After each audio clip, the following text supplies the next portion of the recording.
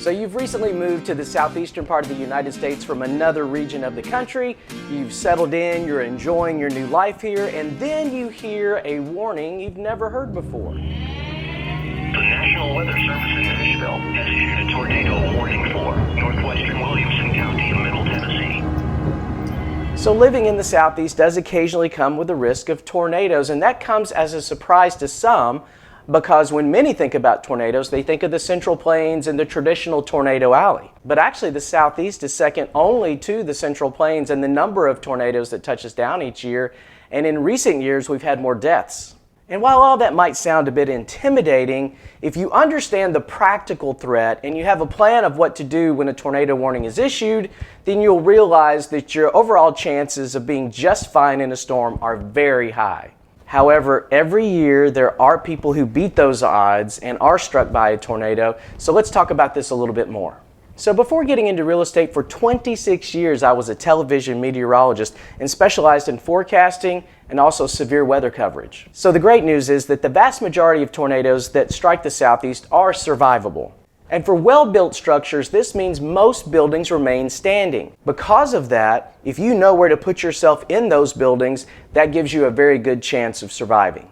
An exception to that is mobile homes, and even weak tornadoes can significantly damage mobile homes. Now, there are two levels of tornado notices that come from the National Weather Service. The first one is a tornado watch. A watch means conditions are favorable in and close to the watch area. These usually last for a few hours and cover a large area. The more concerning alert is a tornado warning. This is issued when a tornado is known to be on the ground either by sight or by radar debris, or the storm is rotating strongly enough that it could produce a tornado at any moment. Tornado warnings are issued for much smaller areas and for much shorter periods of time, generally an hour or less. So now that that's out of the way, here are the 4 things that have to happen for anyone to survive a tornado. So first, there has to be a good warning, and nearly all tornadoes that touch down in the United States either have a warning as or before they touch down, and that's because of advancements in technology that the National Weather Service uses has allowed those warnings to get better and better. So number 2, you have to be able to hear the warnings. This is especially important in the Southeast because the Southeast is the #1 region in the world for nighttime tornadoes. So here are a couple of ways to make sure that you never miss a warning once it's issued. So your cell phone is built with the capability to receive government warnings. These include things like national emergencies and Amber Alerts. However, it also includes a couple of weather warnings, flash flood warnings, and tornado warnings. If one of those is issued, you'll get a notification on your phone that says you are in a tornado warned area.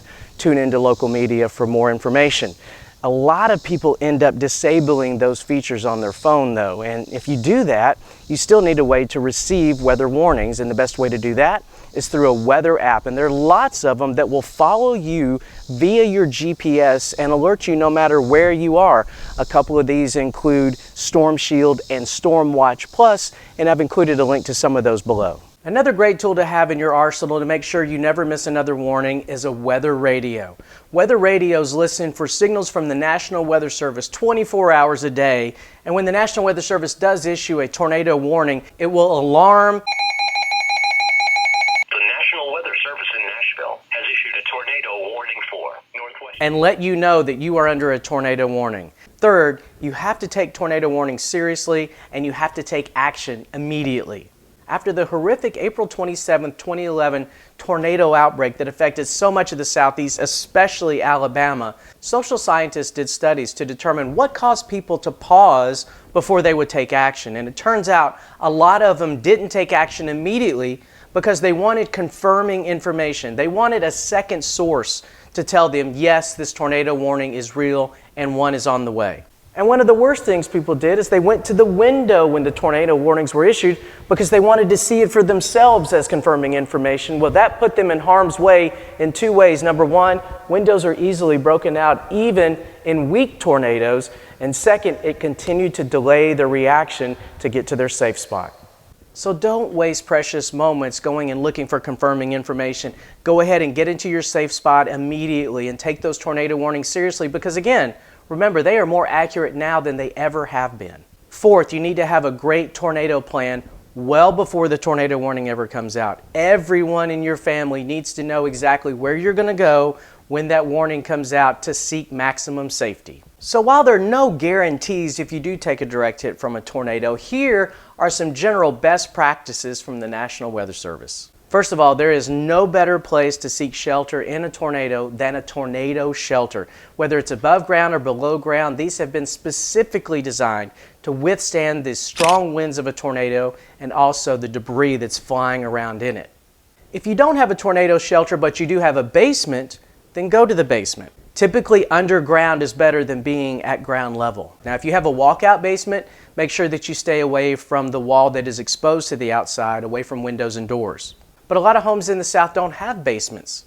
So if you don't have a basement, come down to the first floor. Don't stay on the second or third floor. Come down the stairs to the first floor. The general rule is you want to put as many walls between you and the outside as possible. That means you're finding a centrally located area away from windows. Closets and bathrooms tend to be safer areas, mainly because they're smaller rooms without windows in a lot of cases. This is a good closet. It's under a set of stairs, which adds a little extra structure. Get in the closet, cover your head, and get down until the storm is past. But again, a bathroom could also be a good option. And once you're in the bathroom, the bathtub actually can be a great place. Get down, cover your head. If you have time, grab some pillows and blankets and maybe pull those over you too. The sides of the bathtub can protect you from debris once it starts flying around. Also, you're generally going to be underneath the debris in the bathtub. And while it's not as safe as a tornado shelter, lots of people survive in bathtubs. Make sure to stay away from large openings like bay windows or French doors or even garage doors. After the devastating tornado that hit the Oklahoma City area on May 3rd, 1999, structural engineers went to that area to find out what caused the most damage to homes. And what they discovered was that one of the biggest ways that large amounts of wind entered the structure was through the garage doors. Those garage doors can fail during the high winds of a tornado. That allows a large amount of wind into the home, and once it's in the building, it either wants to push the walls out or the roof off, and that can exponentially increase the amount of damage to a home. So, stay away from garage doors. It's generally not a good idea to go to a crawl space. Many foundations in the South are built out of concrete block. They're held together by a thin layer of mortar between the rows. And if the wind becomes strong enough, those blocks can separate. And if that happens, the whole house as a single unit can move. It happens so many times in the Southeast, the National Weather Service calls it a slider. And if you're seeking shelter in a crawl space and the whole house begins to move above you, obviously that can be very dangerous. Here are a couple of other ideas you might not think about. Try to have your shoes on when you go to your safe spot. That way, if your house gets hit or your neighborhood, after the event is over and you need to walk around, your shoes can protect your feet from that debris, nails, glass, that sort of thing. And you might already have a few items in your safe spot, like a sports helmet to protect your head, a whistle to let people know where you are if that's needed, maybe even a couple of bottles of water and some energy bars, and a medical kit as well. So don't forget the old saying from meteorologists, be prepared, not scared. And don't forget also that the chance of a tornado ever directly hitting your home is pretty small. It could happen, so you want to be prepared, but don't be afraid at all. And enjoy your new home here in the Southeast, and I wish you nothing but the best.